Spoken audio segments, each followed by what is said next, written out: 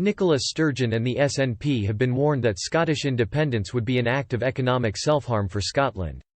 Scottish Conservative councillor Tony Miklinski told Express that Scottish independence would be disastrous for Scotland's economy. He added that a hard border would be needed between Scotland and the rest of the United Kingdom, which would result in travel and trade constraints. Mr. Miklinski said, "I think it would be disastrous. If you can believe what Nicola says, she will take us back into the European Union, so she will get her economic freedom from the UK and impose a Brussels bureaucracy instead. The border with the rest of the UK would almost certainly have to be a hard one. That would be a constraint on trade, a constraint on travel. You saw the kind of images we got when the SNP supporters were parading along the border telling the English to go home. That is just a small flavour of what is to come." He added, "I genuinely think that impact on our economy would be catastrophic.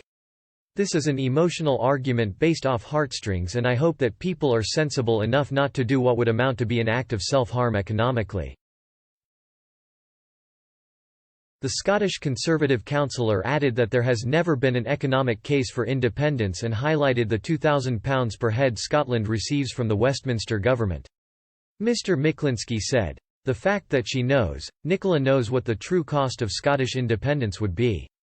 Nicola knows that we are subsidised to the tune of £2,000 per head in this country by the UK government because of the wealth created in the south.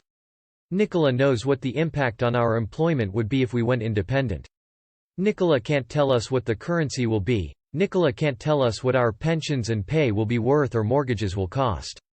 She knows all this, and yet she is willing to drag us over the cliff of independence and probably walk away from it and say it is somebody else's problem now."